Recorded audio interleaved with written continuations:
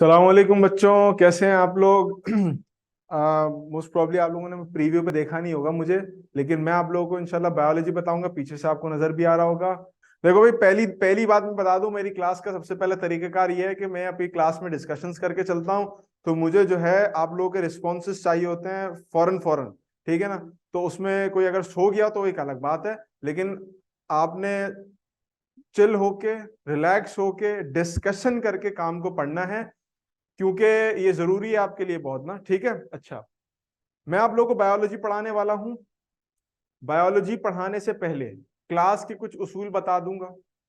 Ninth class की के फजाइल के ऊपर थोड़ी सी बात करेंगे कि नाइन्थ क्लास की फजीलत क्या है, जो कि आगे जाके हमें मैट्रिक में first year second year and then MCAT, अगर किसी का इरादा है आपके पास एमबीबीएस या बीडीएस करने में, तो वो वहां तक कितने उसके जो है वो आगे प्रोजेक्शंस होती हैं इसके फजाइल की, उसकी बात करेंगे। उसके बाद जो पेपर पैटर्न है 2022 का, उसको समझेंगे। और फिर सबसे पहले चैप्टर की बात करेंगे, क्योंकि हमारे पास बुक चेंज हुई है तो हमारे पास पैटर्न वगैरह भी चेंज हुआ है। यहां तक मेरी बात सब समझ रहे हो? अच्छा जी, सबसे पहले बात कर लेते हैं हम कि हमारे पास बायोलॉजी में हमें बायोलॉजी मिलेगी कब कब, जब हम पूरा, क्योंकि अब नाइन्थ क्लास में आ गए हो तो आप एक प्रोफेशनल लेवल की तरफ जा रहे हो आहिस्ता आहिस्ता करके। तो पहले शुरू के जमाने में जब हमारे पास बुक चेंज नहीं हुई थी, तो सिर्फ और सिर्फ नाइन्थ क्लास में हमारे पास बायो थी, और बायो की दो बुक्स थी, एक बुक 1 थी और एक आपके पास बुक 2 थी बायो की। बट अब कुछ इस तरह से हुआ है कि हमारे पास नाइन्थ में भी बायोलॉजी है, टेंथ में भी बायोलॉजी है, फर्स्ट में भी है, ट्वेल्थ में भी है, और उसके बाद फिर हम फाइनली एम कैट पढ़ेंगे, जिसको हम एम डी कैट भी कहते हैं। और उसके बाद फिर फाइनल, और जो आपका जो जो प्रोफेशन होगा, जो कैरियर आपने सोचा होगा अपने लिए, डॉक्टर बनना है, डेंटिस्ट बनना है, जो भी बनना है, उसके हिसाब से हम उसको बनाएंगे। अब देखो, बहुत सारे बच्चों के लिए जो नाइन्थ क्लास है वो बस ऐसा है कि बस हमने इंपॉर्टेंट पढ़ लेने हैं और पास हो जाना है। नाइन्थ क्लास की जो नई बुक आई है हमारे पास, और इवन मैट्रिक की भी जो नई बुक्स आई हैं, वो बड़ी टेक्निकल किस्म की बुक्स हैं। और इन किताबों के अंदर जो टॉपिक्स हैं, उन सब का कैरी ओवर है इन दोनों टॉपिक्स, इन दोनों सालों के लिए। यानी whatever you going to succeed और learn during your first 2 years, which is ninth and matric, वो आगे जाके उसका कैरी ओवर हमें फर्स्ट और सेकेंड ईयर के अंदर नजर आएगा। जितनी बेहतर कॉन्सेप्चुअल लर्निंग आप इन 2 सालों में कर लोगे, उतना बेहतर आपका फर्स्ट ईयर सेकेंड ईयर होगा, और उससे ज्यादा बेहतर फिर आपके पास ये एमडी कैट वाला जो लेवल है वो होगा। तो पता क्या चला कि we don't have to just take ninth and matric for granted, कि बस पढ़ लिया तो इंपॉर्टेंट कर लेंगे। इंपॉर्टेंट कर लेंगे, जाहिर सी बात है, हमें हमें परसेंटेज चाहिए, बट परसेंटेज के साथ हमें कॉन्सेप्ट चाहिए। और मैं जब आप लोगों को इंशाल्लाह पढ़ाऊंगा, अभी पढ़ाएंगे, हम लोग बातें करेंगे, तो उसमें हमारा मेन फोकस इसके ऊपर होगा, concepts regarding the basic core of biology. कौन कौन सी बातें बायोलॉजी की, क्या कॉन्सेप्ट हमें उनको फोकस करना है। आप में से कितने लोग ऐसे हैं जिन्होंने 9 की 10 की अभी किताबें खोल के देखी? चलो 9 की भी एटलीस्ट किताब खोल के देखी होगी कि उसमें क्या क्या टॉपिक्स हैं। एनीबॉडी नो कि इसमें टॉपिक्स कौन कौन से हैं आपके पास? कितने लोग अब तक बुक पढ़ चुके हैं, एटलीस्ट इंडेक्स पढ़ चुके हैं, देख चुके हैं? कितने लोग हैं ऐसे? क्या कोई कोई बताएगा मुझे कि सर हमने किताब पढ़ ली है या हमने खोल के देखी है? होता है ना, कुछ कुछ लोग के पास टाइम नहीं होता बुक पढ़ने का, देखी भी नहीं होती। टाइम तो वैसे बहुत होता है, हर चीज का टाइम होता है, लेकिन बस उसको फोकस नहीं करते। तो क्या होता है कि वो बस उन्होंने सरसरी से ऊपर से देख ली होती है, खाली इंडेक्स पढ़ लिया होता है, कुछ नहीं तो गलती से किताब गिर के खुल गई होती है, तो पता चल जाता है अच्छा इसमें ये चैप्टर भी है, उसको वो वापस बंद करके बैग में डाल देते हैं। तो आप में से कितने स्टूडेंट्स ऐसे हैं कि जिन्होंने नाइन्थ की बुक अब तक सिर्फ खोल के देखी है, समझने के लिए कि भाई इसमें हमें ये चीजें आगे जाके पढ़नी होंगी? कितने बच्चे ऐसे हैं? कोई मुझे बताएगा? अच्छा, फातिमा कह रही है कि सर उन्होंने जो है वो बुक देखी है, book book at least go through किया है, उसको समझा है बातों को। गुड हो गया, वेरी गुड। बाकी और बच्चों ने नहीं किया, मैं एक्सपेक्ट कर रहा हूँ। सर फर्स्ट चैप्टर रीड किया, वेरी गुड। फर्स्ट चैप्टर भी रीड कर लिया आपके पास, हैदर कह रहे हैं कि मैंने फर्स्ट चैप्टर रीड कर लिया, this is very very good. अच्छी बात है बहुत। देखो, एक बात मैं आपको बताऊं, हम सिर्फ आपको नाइन्थ पढ़ाएंगे नहीं, हम आपको ओवरऑल बताएंगे कि आपने पढ़ना कैसे, सिर्फ नाइन्थ नहीं, सिर्फ बायो नहीं, बाकी और सब्जेक्ट्स भी कैसे पढ़ना है, पूरी जिंदगी कैसे पढ़ना है। क्योंकि बहुत इंपॉर्टेंट चीज ये होती है कि ये वो रूट लेवल है इस वक्त नाइन्थ क्लास, कि अगर आपने इसमें जड़ें अच्छी पकड़ ली, तो आपके पास जो ऊपर पेड़ बनेगा ना, वो बड़ा अच्छा जो शजर बनेगा वो बड़ा सायादार होगा और फ्रूटफुल होगा आगे की लेवल के लिए भी। समझ रहे हो मेरी बात को? तो उसमें मैं आपको स्टेप बाय स्टेप चीजें बताता जाऊंगा। सबसे पहले before I move into the further explanations of 9th class और उसकी बायोलॉजी साइंस से रिलेटेड, आप लोगों ने 9th की बायोलॉजी ली क्यों है? कंप्यूटर साइंसेस क्यों नहीं ली? Y biology? स्कोप होगा ना कोई दिन जिंदगी में, तो कुछ हमने करना है आगे जाके, क्या इरादा बनाया आप लोगों ने कि क्यों ली है आपने biology? Can you tell me कि हमने बायोलॉजी इस वजह से ली है? कोई रीजन बायोलॉजी को लेने का, रीजन आपके पास कोई होगा? नहीं है किसी के पास भी रीजन? ना ना ना ना ना, ऐसा नहीं हो सकता। रीजन के बगैर काम नहीं चलेगा। We need this why in our life. Why did you choose biology? Why did you choose to go in 9th class? Why did you chose to pick that particular profession? इस why का जवाब हमें चाहिए, हर बंदे को चाहिए। अगर इसका जवाब नहीं मिलेगा काम नहीं चलेगा। हाँ बेटा बताओ, क्यों चूज किए बायोलॉजी 9th के अंदर? कंप्यूटर साइंसेस क्यों नहीं ली? तो 9th क्लास छोड़ी क्यों नहीं दी? तो आप बोलोगे सर 9th और मैट्रिक को तो छोड़े आप हमने 9th ही क्यों पढ़ी? सबसे बड़ा सवाल तो ये है। मेरा सवाल ही यही है कि why did you chose 9th biology? why not computer sciences? why 9th? सब कुछ ही छोड़ देते हैं, कोई रीजन है इसका? ओ फातिमा कह रही सर मुझे डॉक्टर बनना है। पहली चीज आ गई कि बच्चों ने डॉक्टर बनना है, इस वजह से दे चोज बायोलॉजी। गुड। और इसके अलावा एनीथिंग एल्स? तला कह रहे हैं सर मुझे भी डॉक्टर बनना है और आर्मी में जाना है। डॉक्टर बनना है और ये आर्मी में जाना है इन्होंने, क्योंकि उसके अंदर मोस्ट प्रॉब्ली एक अच्छा एक लाइक लेवल पे आप आ जाते हो, विच इज वेरी गुड। तो ओवरऑल सबका माइंडसेट डॉक्टर बनने का है। यू नो कि आपको जब डॉक्टर बनने के लिए जाते हो तो आपके लिए बहुत मुश्किल मसले मसाइल होते हैं। डायरेक्टली ऐसा नहीं होता कि आप उसने आपने कहा मैं डॉक्टर बनने जा रहा हूँ, आप उतरे होते खत्म, बन गया डॉक्टर। उससे पहले आपने ये स्टेप्स पूरे करने हैं ना।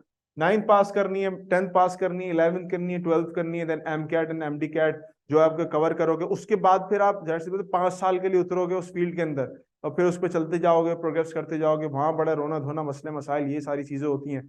तो उसके लिए आपने क्या करना है? उसके लिए आपने वो पैटर्न फॉलो करना है अभी से, 9th से, जो हम आपको बताएंगे, सारे टीचर्स बताएंगे आपको, वही पैटर्न आपने फॉलो करना है। समझ रहे हो मेरी बात को? अच्छा हो गया। अच्छा अब देखो मेरी बात को समझना, हमने पढ़ना कैसे है किताब को, मैं उससे बाद में आऊंगा कि हमारे पास क्वेश्चन आंसर कैसे आते हैं, मामला कैसे चलते हैं। हमने पढ़ना कैसे है अपनी किताब को, सबसे पहले इस बात पे फोकस कर लेते हैं। कुछ पॉइंट्स अपने दिमाग में रखें, मैं कुछ पॉइंट्स यहाँ पर लिख भी रहा हूँ ताकि आपके लिए आसानी होती चली जाए, ठीक है? अच्छा आओ जरा इस बात के ऊपर देखो। हमारे पास सबसे पहली चीज, सबसे पहला पॉइंट ये होता है कि आपने अपनी बुक के इंडेक्स को रीड करना है। इंडेक्स की रीडिंग सबसे इंपॉर्टेंट होती है। जिन्होंने अभी किताब नहीं पढ़ी, जिन्होंने किताब का कुछ भी नहीं देखा, जो उनको पता भी नहीं कि 9th क्लास में बायोलॉजी होती है, what they have to do is they have to pick a book. Book आपने खोली, उसका इंडेक्स देखा, just go through the content and you find out कि यार हमारे पास ना ये चीजें हैं इस चैप्टर के अंदर, इस बुक के अंदर। पहले बुक को के अंदर ये कंटेंट, हमने कंटेंट एक तरफ साइड में निकाल ली। 9 चैप्टर है, 10 चैप्टर है, किस किस बारे में चैप्टर में बात हो गई। दूसरी बात, you pick a chapter, you pick a chapter. बेहतर यही होता है कि आप चैप्टर को उस एतबार से पिक करो जिस सीक्वेंस में आपके पास किताब के अंदर वो चैप्टर मौजूद है। If that chapter is chapter number 1 introduction to biology, जो हम अभी देखेंगे, तो पहला चैप्टर हमने वो कर लिया।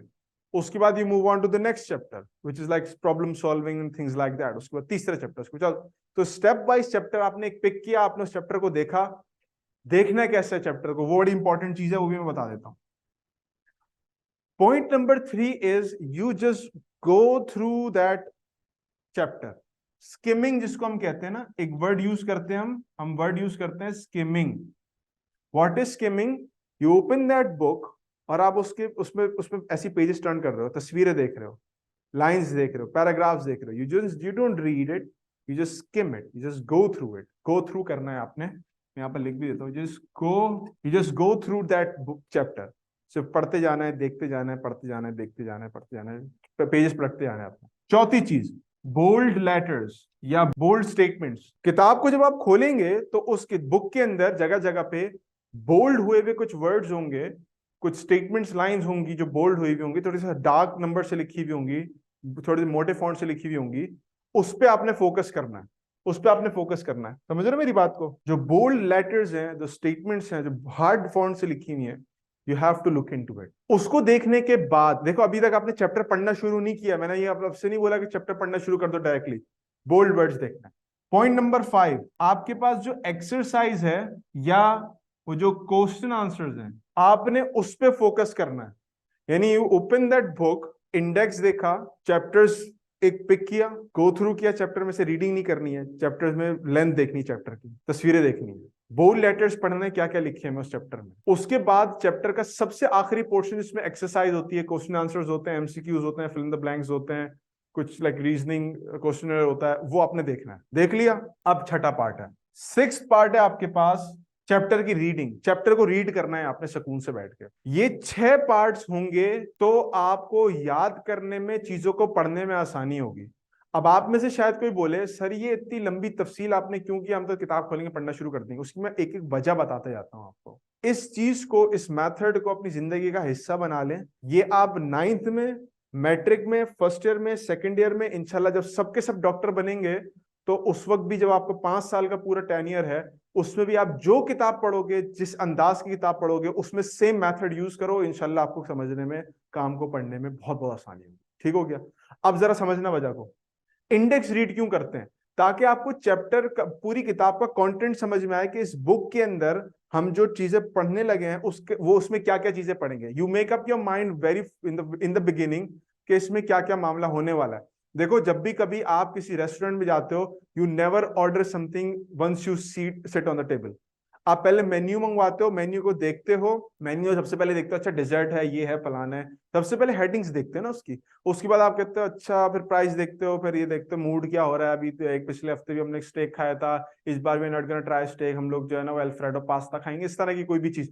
तो आप उसमें से एक एक करके वो करेंगे। ठीक हो गया। अच्छा, अब देखो उसके बाद हमारे पास क्या चीज है कि once you go through that index, अगली चीज आपके पास ये है कि हम जो है वो एक चैप्टर पिक करेंगे। पहला चैप्टर सीक्वेंस वाइज जो भी चैप्टर होगा हम उसको पिक कर लेंगे। उसके बाद उस चैप्टर को गो थ्रू करने की वजह ये होती है कि आप अपने माइंड को पहले से प्रिपेयर कर लेते हो कि हमने इस चैप्टर के अंदर, ये चैप्टर इतना बड़ा है, इस चैप्टर में इतनी तस्वीरें होंगी, इस चैप्टर में इतने टेबल्स होंगे, इस चैप्टर में डायग्राम्स हैं, ये सारी चीजें वो हम पहले से गो थ्रू करेंगे, हम देखेंगे तो हमारे लिए समझने में आसानी होगी। ठीक हो गया। आगे चलते हैं। उसके बाद अगला स्टेप ये है कि जो बोल्ड लेटर स्टेटमेंट्स है ना, आप सबसे पहले उनको करो। बजाय इसके क्या पूरा पूरा चैप्टर पढ़ रहे होगे, पूरी चीजें पढ़ोगे, डेफिनेशंस की लिस्ट आ जाएगी आपके पास। अगर चाहो तो उसको एक जगह नोट डाउन भी कर सकते हो। तो एक लिस्ट ऑफ डेफिनेशंस आ जाएंगी, लिस्ट ऑफ स्टेटमेंट्स आ जाएंगी, लिस्ट ऑफ टर्म्स आ जाएंगी जो इस किताब में यूज होने वाली, चैप्टर में यूज होने वाली है। आप एक्वेंटेड हो पहले से कि इसमें ये हो सकता है। आगे उसके बाद मैंने कहा कि हम एक्सरसाइज पे जाते हैं। Why do we go to the exercise first before even reading the chapter? ताकि हमें पता हो कि हमारे पास सवाल जवाब क्या आने वाला है, ताकि हमें पता हो कि इस चैप्टर में हमारे पास क्वेश्चंस की तरतीब कैसी है, सवाल कैसे पूछे जाएंगे, एमसीक्यूज कैसे आते हैं, आपके पास पूरे पेपर का पैटर्न किस तरह का होगा। जब आपको ये पता है ना कि ग्राउंड ऐसा बना हुआ है, तो आपको ये पता होगा कि इसमें उतरना कैसे है। तो when you know about the question bank, that question here जो एक्सरसाइज सेल्फ असेसमेंट की एंड में दी हुई है, जब आपको उसका पता होगा ना उसमें कैसी कैसी चीजें पूछी गई, even if you don't know कि चैप्टर में है क्या, आपको ये पता होगा कि यार मैं चैप्टर में सवाल देखे ना, अब नेक्स्ट टाइम जब मैं चैप्टर को पढ़ूंगा तो मैं इस तरह से पढ़ूंगा कि मुझे पता हो कि उसके अंदर सवाल कैसे आए होंगे, ताकि मैं उन क्वेश्चंस को सॉल्व करने के काबिल बन सकूं जो पीछे पूछे गए। वरना क्या होगा, इफ यू डोंट नो कि पेपर में क्या आने वाला है, आपको ये नहीं पता कि आपको एमसीक्यूज कैसे आते हैं, आप हैप्पीजर्डली रैंडमली पढ़ रहे होगे, और फिर अपने आप को एंड में जाके फाइन ट्यून करना, पास पेपर्स को देख के, आप सेल्फ असिस्टेंट टेस्ट को देख के थोड़ा सा मुश्किल हो जाता है। शुरू से उसको लेके चलेंगे, आपके लिए एक रेड लाइन होगी। Clear? Last thing is that we start reading the chapter. जब चैप्टर को रीड करेंगे तो चैप्टर को रीड करने के बाद आपके पास जो है वो फिर हमारे पास बकायदा इन तमाम चीजों में हमें आसानी होना शुरू हो जाएगी। ठीक हो गया। क्या सारे बच्चों को मेरी यहां तक की जो बातें मैंने अब तक बोली हैं वो समझ में आई कि नहीं आई हैं? गुड हो गया। मैं कभी भी डायरेक्टली चैप्टर टॉपिक स्टार्ट नहीं कराता, पहले कुछ बातें बताता हूं जो आपके लिए बहुत इंपॉर्टेंट है, सिर्फ इस लेवल के नहीं, पूरी जिंदगी के लिए। हो सकता है आप में से कुछ बच्चे आगे जाके पढ़ाएं भी, पढ़ाने का शौक होता है ना कुछ लोगों को। You can use these principles for your students as well, उनको भी आप आगे जाके समझा सकते हो बातें। क्लियर हो गई मेरी बातें? अच्छा, अब जरा आते हैं हम लोग पेपर के पैटर्न के ऊपर, कि पेपर का पैटर्न कैसा है हमारे पास, कैसे सवाल। अब पेपर का pattern through the course of different years change होता रहा है, 21 में भी चेंज होता रहा है, 22 में जो था हम आमतौर पे उसी को फॉलो करेंगे। तो the paper pattern we had in 2022, it was, उसके अंदर 3 हिस्से होते हैं आमतौर पे हमारे पास ना। वी हैव 3 डिफरेंट जोन्स या रीजन्स। एक आपके पास एमसीक्यूज का हिस्सा होता है, एक आपके पास शॉर्ट क्यूज एंड एज का पोर्शन होता है, एक आपके पास लॉन्ग क्वेश्चन आंसर्स का पोर्शन होता है। तो ये 3 हिस्से आपके पास इस तरह से डिवाइडेड होते हैं। देखिए, पहली बात तो ये है कि हमारे लिए एक चीज तो बहुत इंपॉर्टेंट है कि हमने इसके ऊपर फोकस करना है, we have to focus on this. But एक और दूसरी चीज ये है कि चूंकि हमें नंबर लेने हैं तो हमें उसकी तरतीब को भी समझना है। अब तरतीब हमारे पास किस तरह की होती है जरा वो भी समझते चले जाएं। तरतीब हमारे पास कुछ ऐसी होती है कि वी हैव समवेयर अराउंड 24 के आसपास हमारे पास एमसीक्यूज आते हैं, ठीक हो गया। इसके अलावा हमें 8 क्वेश्चंस अटेम्प्ट करने होते हैं शॉर्ट क्वेश्चन आंसर्स में, and each question carry 3 marks. तो टोटल कितने हो गए? 24 हो गए, 24 मार्क्स यहां पर हो गए। इसके अलावा हमें 2 क्वेश्चंस अटेम्प्ट करने होते हैं लॉन्ग क्यूज एंड एज में, and every single question carry 6 marks. तो 6 2 12 आपके पास हो गया, ये आपके पास 12 मार्क्स इस तरह से हो गए। देखो ये तरतीब हमारे पास है, इट कैन चेंज समटाइम। ऐसा होता है कि मॉडल पेपर बिल्कुल एंड ऑफ द ईयर में आता है तो वहां उसके हिसाब से आपके पास सवाल आता है। ये एक जनरल आइडिया देने के लिए आपको कि एमसीक्यूज कैसे, शॉर्ट क्वेश्चंस कैसे, लॉन्ग क्वेश्चंस कहते, लेकिन ये मसला नहीं है। हम सवाल जवाब खुद बनाएंगे, हम नोट्स भी खुद बनाएंगे, हम बात कर करके चीजें डिस्कस करेंगे ताकि हमें और आपको समझने में और चीजों को आगे ले जाने में आसानी हो। अब आ जाते हैं जरा चैप्टर के ऊपर। चैप्टर हमारे पास जो है सबसे पहला चैप्टर वो है इंट्रोडक्शन टू बायोलॉजी। बायोलॉजी का चैप्टर है, बायोलॉजी ही की डेफिनेशन देगा वो, बायोलॉजी को कैसे डिफाइन कर, बायोलॉजी में क्या क्या चीजें होती हैं। पहला चैप्टर है, सिंपल अंदाज में समझेंगे, ज्यादा कॉम्प्लिकेट नहीं करेंगे चीजों को। मेरी क्लास में कुछ उसूल हैं, जरा उनको समझ लो अच्छे से। कोई चीज समझ में नहीं आती आप फौरन बोल देते हो। अगर कोई बात ऐसी है कि जो कि आपको लग रहा है कि मैं थोड़ा स्लो लेके चल रहा हूं और वो आपको फौरन समझ में आ गई, तो यू कैन टेल मी कि सर समझ में आ गई, इसको आगे लेके चलें, आगे लेके चलेंगे। I want regular updates and feedbacks from all of you, lecture के टाइम पे भी और लेक्चर के बाद भी। कैसे? क्लास में जब मैं आपसे कोई सवाल पूछ रहा हूं, I want all of you to respond to me. जो भी जवाब आता है आपको किसी सवाल का, चाहे सही हो गलत हो, इससे कोई फर्क नहीं पड़ता, जीरो फर्क पड़ता है इस बात से कि आपको सही आता है गलत आता है। मुझे ऐसे स्टूडेंट्स अच्छे लगते हैं जिनका अगर सवाल गलत भी हो ना तो उनको वो रीजन दे रहे हो कि भाई हमें ये सही इसलिए लगता है क्योंकि इसके पीछे रीजन ये है। उससे कोई फर्क नहीं पड़ता कि उनका सवाल सही है या गलत है, ये क्या है, वो एक अलग मामला है। लेकिन वो अगर अपने आंसर के पीछे रीजन दे रहे हैं तो इसमें उनको, ये मुझे अच्छा, ऐसे स्टूडेंट अच्छे लगते हैं, because the world is all about reasons. If you know what you are doing then you should do it. ठीक है, रीजन पता होना चाहिए आपको। तो मुझे सबका फीडबैक चाहिए जब मैं कोई बात डिस्कस कर रहा हूँ। I want all of you to to to to indulge yourself into that discussion, और मिलके फिर इसको जो है वो साथ लेके चलेंगे। जब क्लास में डिस्कशन का माहौल होता है, जब आप back and fourth question answers and discussions and किसी टॉपिक के ऊपर कोई आर्ग्यूमेंट कर रहे होते हो, तो इससे सबको सीखने का मौका मिलता है। मेरी बात समझ में आ रही है? चलोगे साथ में? कोई टेंशन तो नहीं है किसी को? कोई परेशानी, कोई बात बोलो कि सर हमें ये बात समझ में नहीं आई रही, या हम इस बात को नहीं समझ पा रहे, या हमें कंफ्यूजन हो रही है किसी चीज के अंदर, या हम सर डिस्कशन में हमें प्रॉब्लम होती है। बिल्कुल किसी भी टेंशन के बगैर, जवाब सही हो गलत हो, I want that answer, I want you to respond as quickly as you can. अब देखो मैं सवाल पूछा, किसी ने अभी रिस्पॉन्ड नहीं किया, किसी ने अभी रिस्पॉन्ड नहीं किया। शायद आप लोगों ने पहली बार ऑनलाइन क्लास ले रहे होगे, लाइव क्लास ले रहोगे, मुझे नहीं पता, लेकिन मैं कोशिश मेरी ये होती है कि I would give you that kind of essence जो आपको फिजिकल क्लास में मिलता है। क्योंकि फिजिकल क्लास में आप 1-to-1 डायरेक्ट कॉन्टेक्ट कर रहे होते हैं ना, बात कर रहे होते हो। ऑनलाइन क्लास में क्या होता है, सो रहे हैं, लेटे हुए हैं, अच्छा कर देंगे रिप्लाई, मोबाइल रखा है, सो गए। हमारे साथ कई बार हुआ है ना कि मोबाइल खुल जाता है बच्चों का, बच्चे सो रहे होते सामने। तो ऑनलाइन क्लास की एक अलग लाइक वो चीज होती है। तो I try to make this class as physical as possible by indulging you all into discussion, ताकि सब जागते भी रहे, मैं भी जागता हूँ, आप भी जागते रहे। वरना क्या होगा कि ये आपको थोड़ी देर बाद ऐसा लगने का यूट्यूब पे आप कोई वीडियो देख रहे हो। We don't want to give you that kind of like persona कि हम कोई यूट्यूब पे वीडियो चला रहे हैं। समझ रहे हो मेरी बात को? यहाँ तक सब जाग रहे हो? पहले मुझे क्लियर कर दो, सब जाग रहे हैं, सो तो नहीं रहा कोई यहाँ पर अभी फिलहाल? इधर भी कह रहे हैं ठीक हो गया, यस।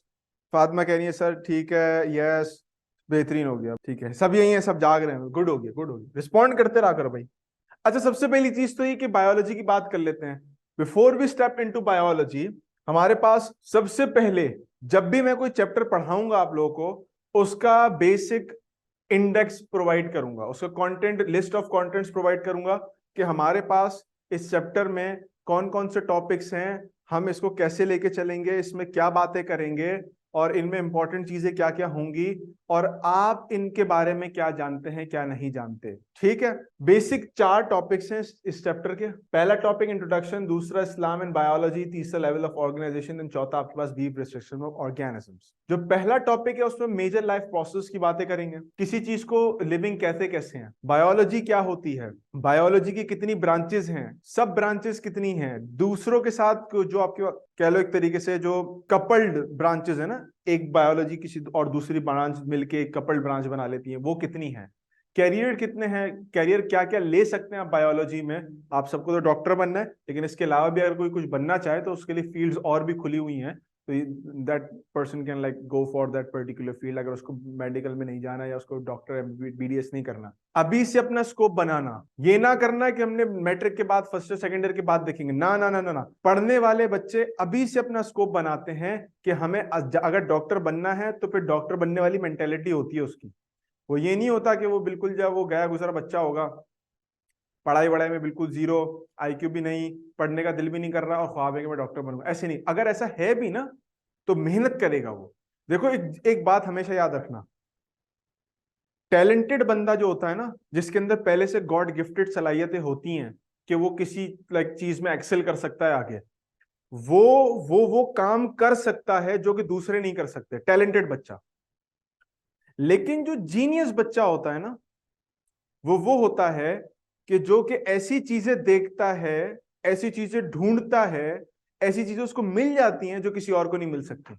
तो अगर कोई बच्चा ऐसा है कि जो कि टैलेंटेड है तो उसके लिए अलग तरीके से रास्ते खुले हैं, कोई जीनियस है उसके लिए अलग तरीके से रास्ते खुले, और कोई बच्चा हार्ड वर्किंग है, टैलेंटेड भी नहीं है, इतना जीनियस भी नहीं है, एवरेज है, but he is a hard working student, तो वो कुछ अचीव कर सकता है जो टैलेंटेड और जीनियस अचीव नहीं कर सकते। वो जो आप लोगों ने खरगोश और वो जो कछुए वाली कहानी पढ़ी थी ना बचपन में, वो देखो किसकी थी, वो टैलेंटेड वर्सेस हार्ड वर्किंग के दरमियान थी। और ये मजाक नहीं है, ये आप कभी जिंदगी में देखो तो आपको इस बात का आइडिया होगा। कितने बड़े बड़े लोग ऐसे साइंटिस्ट गुजरे हैं कि जो कि टैलेंटेड एज सच नहीं थे, they were not so much big geniuses, लेकिन वो हार्ड वर्किंग थे, तो उन्होंने एक्सेल की एक पर्टिकुलर फील्ड में, और आगे जाके फिर जो है वो उन्होंने एक नाम कमाया अपना, एक काम किया, हार्ड वर्किंग थे ना एक अच्छे थे। बड़ा मशहूर नाम इलॉन मस्क का आपके पास आता है, कितना लॉस हुआ उसको, बट हार्ड वर्किंग था। इतना भी कोई जीनियस नहीं था जैसे आपके पास स्टीव जॉब्स है, या आपके पास जो बिल गेट्स है, या आपके पास न्यूटन है, या टेस्ला है, या इस तरह के कोई थे, उतना जीनियस नहीं है। लेकिन है, जीनियस तो है, लेकिन क्या है, ना इतना अमीर था, हार्ड वर्किंग था। कई लॉसेस के बाद आज वो इस लेवल पे पहुंचा है कि उसने स्पेस एक्सप्लोरेशन की पूरी साइंस ही तब्दील कर दी। जब तक हम ये समझ रहे थे कि 70s तक हमने जो रॉकेट्स बना लिए, मिसाइल्स बना लिए बाहर जाने के, इसके बाद अब टेक्नोलॉजी रिफाइन हो ही नहीं सकती, ये तो फाइनल था, बस एंड था। इसके बाद अब कोई नई टेक्नोलॉजी आ नहीं सकती जो इंसान को स्पेस में लेके जाए, इससे ज्यादा और कुछ नहीं कर सकते हम, इससे बेहतर रॉकेट और बना नहीं सकते। उसने दिखा दिया आपको। तो इसका मतलब ये है कि if you are hard working student, पहले से you are not talented, you are not genius, you are average based on IQ on your intellect, आप अगर मेहनत जारी रखोगे तो आप बहुत कुछ कर सकते हो। मेहनत आज से स्टार्ट होनी है, 9th के लेवल से स्टार्ट होनी है, वो सेकेंड ईयर में जाके स्टार्ट नहीं होनी। 9 मैट्रिक की परसेंटेज का कैरी ओवर होता है फर्स्ट ईयर सेकेंड ईयर में, फर्स्ट ईयर सेकेंड ईयर की परसेंटेज का कैरी ओवर होता है एम कैट में, और एम कैट के रिजल्ट में 9 मैट्रिक और plus first year second year दोनों मिला के प्लस एम कैट का स्कोर, 3 चीजें मिक्स होकर आपके पास काम करती हैं। इसका मतलब ये कि ऐसा नहीं कि आप बोलो 9 मैट्रिक कर लिया तो अब क्या है, इससे डॉक्टर बनने का क्या ताल्लुक है। डॉक्टर बनने का ताल्लुक है, बिल्कुल है। क्यों है? क्योंकि हमारे पास जब डॉक्टर बनने के लिए आप एडमिशन लेने जाते हो तो उस वक्त हमारे पास पीछे से फर्स्ट सेकेंड ईयर के मार्क्स भी, हमारे पास 9 मैट्रिक के मार्क्स भी, और बस एम कैट का स्कोर, 3 चीजें मिलती हैं तो आपको बात पता चलता है कि आप शुरू से कैसे थे। अगर आप शुरू से 0 पे चल रहे थे, कुछ नहीं मिलेगा। एवरेज पे थे, शायद मिल जाए शायद ना मिले। शुरू से अगर बहुत ही अच्छे स्कोर पे चल रहे थे तो फिर तो आप ऐश करो अपनी लाइफ में बैठ के, ठीक है ना, तो कुछ हो गया। So moving on, talking about Islam and biology, आपके पास हम बात करेंगे कुछ कुरानिक आया की। अच्छा, कुरानिक आया का क्वेश्चन आमतौर पे पूछा नहीं जाता, तो मैं सिर्फ यहाँ मेंशन कर रहा हूँ कि इफ यू लाइक उसकी बात करेंगे अगर जरूरत पड़ेगी तो। वरना हम मुस्लिम साइंटिस्ट और उनकी कंट्रीब्यूशंस की बात करेंगे इस पर्टिकुलर टॉपिक के अंदर। लेवल्स ऑफ ऑर्गेनाइजेशन एक बड़ा इंपॉर्टेंट लेवल है, एक बड़ा इंपॉर्टेंट टॉपिक है। उसमें हम एटम से लेके all the way up to earth and biosphere की बात करेंगे। उसमें बीच में जो जो भी स्टेप्स आते हैं उसकी सारी डिसीजन लेंगे, बातें करेंगे। फाइनली हम कुछ मल्टीसेलुलर, यूनिसेलुलर और कॉलोनियल ऑर्गेनिजम्स की डिस्क्रिप्शंस, हैबिटेट, लिविंग पैटर्न्स के बारे में बात करेंगे, उनके मॉर्फोलॉजी, स्ट्रक्चर्स के बारे में बात करेंगे, और उससे कैसा क्वेश्चन आता है या आ सकता है उसकी भी बात करेंगे। तो ये हमारे पास कुछ जर्नल इस चैप्टर का कंटेंट है कि हमारे पास इंडेक्स में क्या क्या चीजें होंगी। Moving on to the next slide, which is introduction to biology and introduction to us. हमारे बारे में इंट्रोडक्शन, ठीक है ना। अच्छा, सबसे पहली बात वो ये कि do anybody know what biology means? Biology क्या होती है, किसी को पता है? What does biology means? कोई आइडिया दो मुझे थोड़ा सा, ताकि मैं इसको आगे लेके चल सकूं। I need a push, I need that first gear from you guys. आपने थोड़ा सा पुश करना है इसको। Study of living things, okay. Anshara कह रही है कि लिविंग ऑर्गेनिजम्स की स्टडी, फातिमा भी कह रही है कि लिविंग ऑर्गेनिजम्स की स्टडी। तो सवाल हमारे पास ये आता है कि स्टडी कर रहे हैं लिविंग ऑर्गेनिजम्स की, how would you define an organism as living? किसी ऑर्गेनिज्म को लिविंग कैसे कहेंगे हम, कि ये लिविंग है, कैसे कहेंगे इसको? मतलब उसके पीछे कोई क्राइटेरिया होगा, कोई एक ऑप्टिमाइजेशन प्रिंसिपल होगा, कोई प्रोटोकॉल होगा जिसके ऊपर हम किसी चीज को रखेंगे, कहेंगे तुम लिविंग हो, तुम लिविंग नहीं हो। वो पॉइंट्स क्या हैं, किसी के दिमाग में है वो पॉइंट्स कि how would you categorise something as living? मतलब हमने क्या दिया, मैंने आपकी बात मान ली कि बायोलॉजी लिविंग ऑर्गेनिजम्स की स्टडी का नाम है, गुड हो गया। बट द थिंग इज कि how would you call something as living? किसी चीज को लिविंग कैसे कहेंगे, क्यों कहेंगे उसको लिविंग? कोई वजह होगी उसकी, जो भी दिमाग में आता है। देखो, हार्ड एंड फास्ट कोई रूल नहीं है। आप बोलो सर मैं सांस लेता हूँ इसलिए मैं अपने आप को लिविंग्स में शुमार करता हूँ, कोई कुछ बोल सकता है। It can move, grow, reproduce, eat and drink. Anshara Singh के वो आपके पास ग्रो करते हैं, मूव कर सकते हैं, रिप्रोड्यूस करते हैं, तादाद बढ़ाते हैं, खाते हैं, पीते हैं, इसलिए हम उसको लिविंग कहते हैं। बिल्कुल ऐसा ही है, बिल्कुल। और वो सांस भी लेते हैं, वो सांस भी लेते हैं, बिल्कुल ऐसा ही। अब देखो यहां मैंने आपके सामने कुछ बातें लिखी हैं। What is life? How can you explain life? यहाँ पे कुछ बहुत सारे प्रोसेस बने हुए along with diagrams. डाइजेशन, हजम करना किसी चीज को। ये मैंने कुछ खाया है ना, मैं चाय पी रहा था आप लोगों के सामने, तो मैं जो चाय पी रहा था, I was drinking, तो डाइजेस्ट होगी नीचे जाके। If something is digesting, it means that I am actually composed of cells and those cells are functioning. वो cells जो function कर रहे हैं वो मुझे खाना हजम करके, फिर खाने को assimilate करके और बॉडी एब्जॉर्ब कर रही है और मुख्तलिफ काम कर रही है। तो digestion is a thing that will tell me कि मेरे पास जो है वो मैं लिविंग हूं कि नहीं। आई एम ईटिंग समथिंग ना, आई एम ड्रिंकिंग समथिंग। सिर्फ खाना और पीना नहीं है। मिसाल के तौर पे मैं सिर्फ पॉन्ड के अंदर पानी डाल दूं और अपने मुंह में पानी डाल दूं, तो दोनों बातें सेम होंगी। अलबत्ता पॉन्ड का पानी आपके पास खुश्क होगा, हजम नहीं होगा। मेरा पानी हजम हो जाएगा, मुझे बॉडी को मिल जाएगा, एब्जॉर्ब हो जाएगा, एसिमुलेट हो जाएगा। प्लेट में खाना डाल रहे हैं, थैली में खाना डाल रहे हैं, डब्बे में खाना डाल रहे हैं, मुंह में भी तो डाल रहे हैं। फर्क क्या है? I am actually digesting that particular food. वो सिर्फ डाइजेस्ट नहीं हो रहा, वो च्यू हो रहा है, वो इंगल्फ हो रहा है, वो एब्जॉर्ब हो रहा है, वो एसिमुलेट हो रहा है। तो सारी चीजें डाइजेशन में आपके पास आ जाती हैं। Moving on, they can move. Anshara said they can move. Yes, movement is something which makes us living. But आप बोलोगे सर वो तो पत्ते भी हवा से तो उड़े होते हैं, वो भी तो मूवमेंट हो गई। ना ना ना ना, हम किसी एक्सटर्नल फोर्स की बेसिस पे मूव नहीं कर रहे। मिसाल के तौर पे if I am standing in front of this board and I want to move towards that particular end, तो मैं मूव कर सकता हूँ। मुझे हवा थोड़ी पीछे फेंक रही है, मैं पंखा लगाया हुआ अपने पीछे, पंखा चल रहा है, मैं उसके साथ साथ मूव कर रहा हूँ, आगे पीछे आ रहा हूँ। ना ना, ऐसे नहीं हो रहा। तो मूवमेंट ऑन माई ओन, मैं अपने डिसीजन ले रहा हूं और उसके बिहाफ में मूव कर रहा हूं। एक्सक्रीशन, जब मैंने किसी चीज को डाइजेस्ट किया, एब्जॉर्ब किया, बॉडी ने यूज कर लिया, कुछ टॉक्सिन्स प्रोड्यूस होंगे, कुछ चीजें ऐसी होंगी जो बॉडी डाइजेस्ट नहीं कर सकती, कुछ चीजें ऐसी होंगी जो किसी रिएक्शन के नतीजे में बन रही हैं बॉडी के अंदर, and they are not part of your normal metabolic cycle. Body के अंदर ना उसको स्टोर कर सकते हैं ना रख सकते हैं, तो उसको हम क्या करेंगे?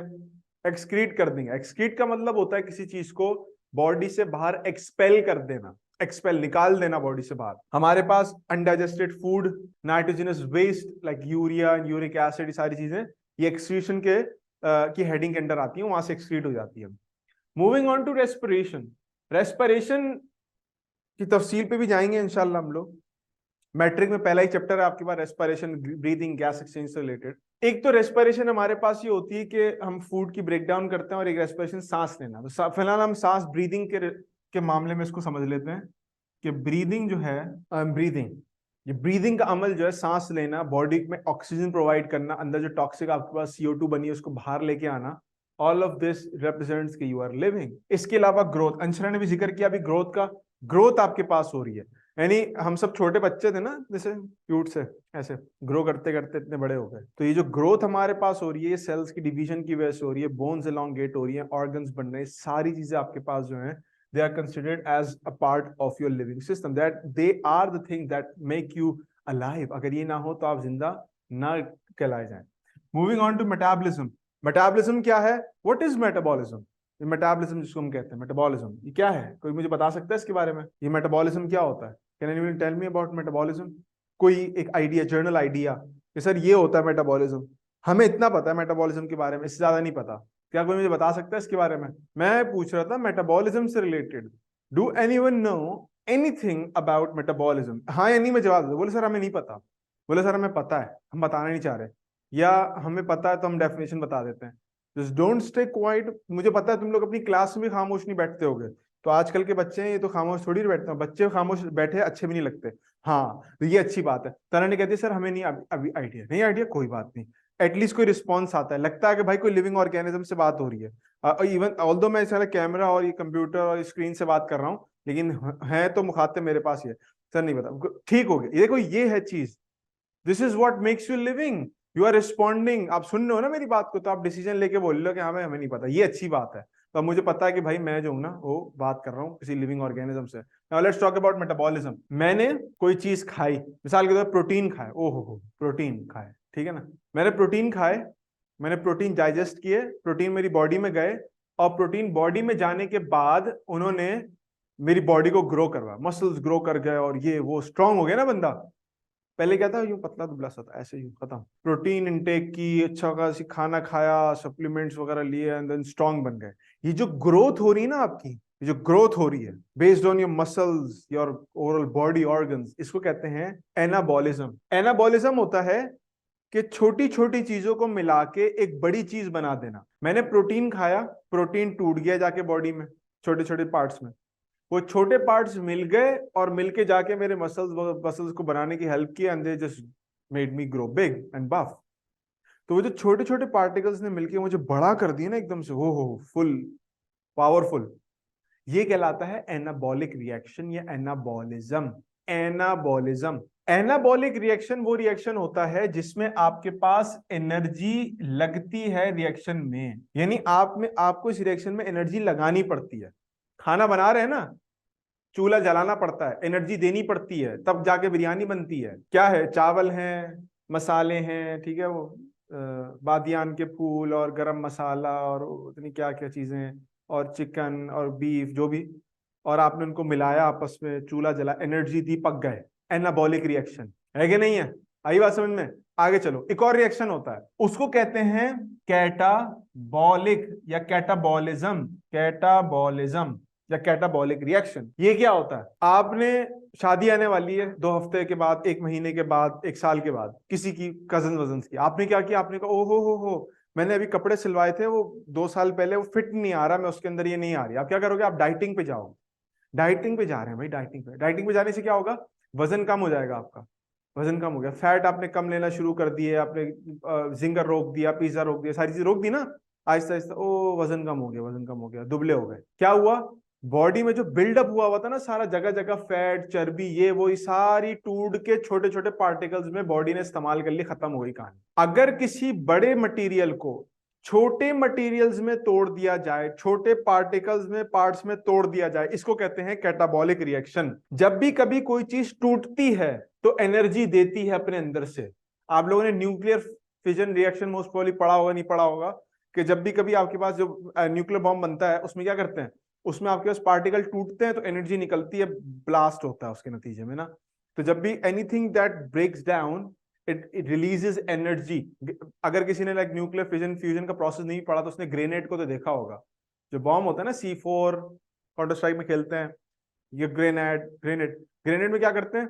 आपने उसको फेंका, वो फटा, जब वो फटा ना पीसेस में, तो उसने एनर्जी रिलीज की, तो when anything breaks down from a larger component to smaller subunits or smaller components, it releases energy. Energy release हो रही है आपके पास।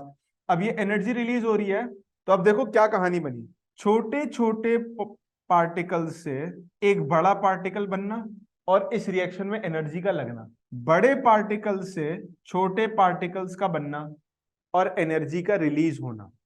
नाम क्या बताए? एनाबॉलिज्म और कैटाबॉलिज्म, या एनाबॉलिक रिएक्शन और कैटाबॉलिक रिएक्शन। जब हमारी बॉडी में कैटाबॉलिक रिएक्शंस और एनाबॉलिक रिएक्शंस को मिला दिया जाए या उनको मिला के बयान किया जाए, तो इन दोनों को मिला के एक सिंगल टर्म दी जाती है, मेटाबॉलिज्म। ये रहा मेटाबॉलिज्म। यानी metabolism is a combination of catabolism and anabolism. Equation भी लिख देता हूं आपकी आसानी के लिए। यहां पर देखो हमारे पास क्या है, anabolism plus catabolism equals metabolism. जितने भी केमिकल रिएक्शंस हमारी बॉडी के अंदर हो रहे हैं, चाहे वो बड़ा करने के लिए हो चीजों को या वो चीजों को तोड़ने के लिए हो, ये कहलाता है मेटाबॉलिक रिएक्शंस। अगर फर्दर आप इसको क्लासिफाई करना चाहो तो आप कहोगे तोड़ने वाले अमल को हम कहते हैं कैटाबॉलिज्म और जोड़ने वाले अमल को हम कहते हैं एनाबॉलिज्म। मेरी बात समझ में आई सबको? क्या बात कर रहा हूं मैं?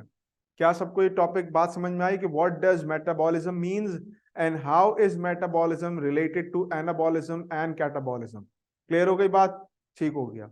आप ये टर्म बार बार पढ़ोगे, पूरी जिंदगी पढ़ो। अगर मेडिकल से आपका लिंक रहेगा ना साइंस से, ये टर्म आप बार बार पढ़ोगे मेटाबॉलिज्म का, और उसके जो एनाबॉलिज्म और कैटाबॉलिज्म के टर्म्स हैं ये भी। Moving on to the next option, development. ये इंपॉर्टेंट चीज है। कभी आप, ये मेरे हाथ में ये है, ये देखो, ये है एक स्टाइलस, कहते हैं, पता नहीं क्या कहते हैं इसको, स्टाइलस कहते हैं। ये लिविंग है या नॉन लिविंग ऑब्जेक्ट है? इससे तो हमें इतना पता चलता है कि ये डाइजेशन नहीं करता, मूवमेंट नहीं करता, मैं हिलाऊंगा तो ये मूव करेगा, एक्सक्रीशन का कोई तरीका नहीं है, रेस्पिरेशन इसकी नहीं होती, ग्रो नहीं करेगा, ये कोई मेटाबॉलिक फंक्शन नहीं है इसके अंदर, plus it can not reproduce, ये एक से दो नहीं बना सकते। अगर ये ऐसा करता होता तो इसका बिजनेस तो मैं ही स्टार्ट कर देता। कैसे? अगर ये एक से दो बन जाते, दो से तीन, तीन से चार, they can like increase their number, तो क्या फायदा होता मुझे? मैं ये बेचना शुरू कर देता, वहां से जो उससे मुझसे खरीदता वो आगे बेचना शुरू कर देता, तो कुछ नहीं करना पड़ता, उसको अपने पास रखना पड़ता, इससे तादाद बढ़ने लगती। बट लिविंग ऑर्गेनिजम्स का मसला ये है कि they reproduce, they develop, development होती है ना उनकी, एक सिंगल सेल से बढ़ते चलते आते हैं, बढ़ते चले आते हैं, पूरे लिविंग ऑर्गेनिज्म बन जाते हैं। हम रिप्रोडक्शन के चैप्टर में, ग्रोथ एंड डेवलपमेंट के चैप्टर में पूरी डिटेल पढ़ेंगे। तो जब रिप्रोडक्शन होती है तो हमारे पास एक सिंगल सेल होता है, सिंगल सेल से आपके पास बहुत बड़े बड़े सारे सेल्स डिवाइड करते हैं, लिविंग ऑर्गेनिज्म पूरा बन जाता है एक सेल से, सिंगल से। तो ये स्टेज आपके पास डेवलपमेंटल स्टेजेस कहलाती हैं, यानी from a single cell to a single organism, this is known as development. ये एम्ब्रियोनिक डेवलपमेंट है या कोई सी भी डेवलपमेंट हमारे पास हो जाती है। और ये आपके पास असल में होती है as a result of reproduction. जब आपके पास दो डिफरेंट गैमेट्स या सेल्स, मेल सेल और फीमेल सेल, ये आपस में आके मिलते हैं ना, फ्यूजन करते हैं, फ्यूज करते हैं मेल सेल फीमेल सेल, तो आपके पास एक सिंगल जाइगोट बनता है, जाइगोट बनता है, and this zygote actually develops into a living organism.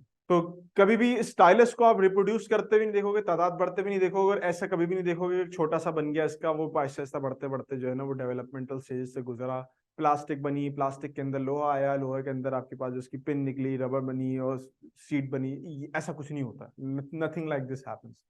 So reproduction and development are both components of a living system, living organism. Finally, do you know what irritability is? तस्वीर भी बनाई मैंने इसके साथ ताकि आप इसको रिलेट कर सको। आजकल सारे बच्चों का मसला, मेरे साथ भी मसला है, सबके साथ मसला होता है ये। What is irritability? ये क्या होती है? ये क्या चीज होती है irritability? What is like irritability? It is something related to irritation. Irritation क्या है? इसको क्या कहते हैं? अगर मैं पूछूं आपसे, Do you guys know what irritability और irritation is? शक्ल से भी लग रहा होगा इसकी, कभी कभार आप लोग की बन जाती है ना ऐसी शक्ल, इस तरह की। तो छोटे बच्चे आते हैं घरों में जिनको जो चीजें तोड़ते हैं, यस, फ्रस्ट्रेशन, एक झुंझलापन, एक वो होती है ना वाली फीलिंग जो होती है, बस कुछ कुछ कर दो। बच्चे होते हैं ना छोटे छोटे आ जाते हैं, खाला के बच्चे, और इधर से तो वो चीजें तोड़ रहे होते हैं और चीजें घुस रहे होते हैं, आपकी किताबें रखी होती है, इस पे इंक गिरा देते हैं, तो अब आप कुछ बोल भी नहीं सकते, आप कुछ बोल भी नहीं सकते, तो आप क्या करते हो, आप तंग आ जाते हो, और वो बस क्या करें, कुछ कर दें। छोटी बच्चियां होती हैं वो तो अपनी बड़ी कजन्स की, जो है आप लोगों में से किसी के होंगी अगर, तो वो चीजें उठा के लेके चली आती हैं, क्लिपें ले जाएंगी सर के लगाने वाली जो लगाते हैं सर में, और चूड़ियां और पोनी और पत्नी क्या बच्चे उठा के ले जाते हैं। अब आप ढूंढते रहोगे भाई ये क्या है। तो एक तो तंगी और एक जो फ्रस्ट्रेशन और एक जो तंग आने वाला जो माहौल होता है ना, जिसमें झुंझलाहट होती है आपको, कुछ कर दूंगा मैं, ये कर दूंगी, that is known as irritability. इसको मैं कुछ भी कर लूं ना इसके साथ, इसको मैं चबा लूं, इसको मैं गिरा दूं, इसके ऊपर चढ़ जाऊं, इसके बाद से एक चू भी नहीं आएगी। हाँ, कट करके आवाज आएगी, टूट जाएगा ये, उसके पास की कोई आवाज नहीं आएगी, लेकिन ये इरिटेशन फ्रस्ट्रेशन शो नहीं करेगा। हम करते हैं, हमारे इमोशंस हैं, इसलिए सिर्फ इरिटेबिलिटी एक इमोशन थोड़ी है, एंगर है, रोना धोना है पेपर में, तो वो तो सबके साथ ही फेज आएगा, सब रोएंगे। खौफ में मुब्तला होना है, जो रिजल्ट आने वाला होगा तब जो फीलिंग आएगी वो तो इससे भी ज्यादा होगी, इरिटेबिलिटी से भी ज्यादा। इसके अलावा कोई चीज अच्छी लगना है, ब्राउजिंग कर रहे हैं उसके ऊपर, अपना इंस्टाग्राम पे फेसबुक पे आ गया फूड पांडा का एड, वो आजकल चल रहा है ना, पिज्जा पूरा यूं करके निकल रहा है, चेडर खिंचती हुई आ रही है, खाने को दिया नहीं किसी ने घर में, क्योंकि अम्मी ने शर्त लगाई थी कि अगर चैप्टर नंबर 1 पूरा याद कर लोगे, इंट्रोडक्शन टू बायोलॉजी का टेस्ट दे दोगे इसका, तो खाने को मिलेगा। टेस्ट याद ही नहीं किया, अब देख रहे हैं फेसबुक पे चला रहे हैं तो सामने चेडर चीज यूं निकलती भी आ रही है। वो जो एक अंदर जो जज्बात आपके आ रहे होंगे, वो जो आपके मुंह के अंदर जो सलाइवा जनरेट हो रहा होगा और दिमाग के अंदर जो बम फट रहे होंगे उस चीज को देखते हुए, या वो आप मिसाल के तौर पे किसी व्लॉगर, फूड व्लॉगर वगैरह का कराची की बेहतरीन बिरयानी देख रहे हैं, खट खट उसमें चल रही है और धुएं निकल रहे हैं, और लाइक वो एक अलग से मंजर होगा, पता नहीं अब तुम लोग बोलोगे सर क्या करवा रहे हैं हमारे साथ ये। तो वो सारी फीलिंग्स हैं। तो every single living organism is linked to feelings because we have certain chemicals secreting in our body, और वो chemicals हमें मुख्तलिफ feelings लाने में एक बहुत इंपॉर्टेंट रोल प्ले कर रहे होते हैं। समझ रहे हो मेरी बात को? ठीक है, अच्छा अब यहां पर इससे आगे बात करते हैं और जर्नल डिविजन्स की बात करते हैं कि बायोलॉजी में डिविजन्स क्या है। पहले तो हमने ये तय कर लिया कि बायोलॉजी क्या है, लिविंग ऑर्गेनिज्म की स्टडी। फिर हमने कहा लिविंग क्या होता है, हमने कहा उसमें ये चीजें होंगी तो वो लिविंग कहलाएगा, इनमें से एक भी चीज नहीं होगी तो वो लिविंग नहीं कहलाएगा।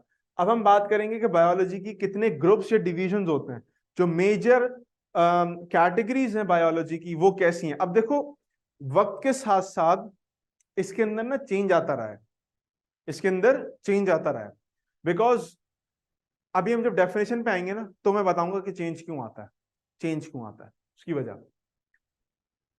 कोई ऐसा बच्चा, मुझे लगता है कोई अभी आ जाएगा सामने, जो कि इन तीनों की डेफिनेशन बता सके मुझे, सही हो गलत तो इससे कोई फर्क नहीं पड़ता। और इस बात की कभी टेंशन नहीं लेना कि सर जो है ना हम गलत बताएंगे तो सर जो है वो हमारे साथ हमें डांटेंगे, या सर हमें कोई मजाक उड़ाएंगे या रिकॉर्ड लगाएंगे। ना, ना, ना, ऐसा कुछ नहीं है, कुछ भी नहीं हो ऐसा, कुछ भी नहीं ऐसा। ठीक है, सिर्फ जर्नल इन 3 की।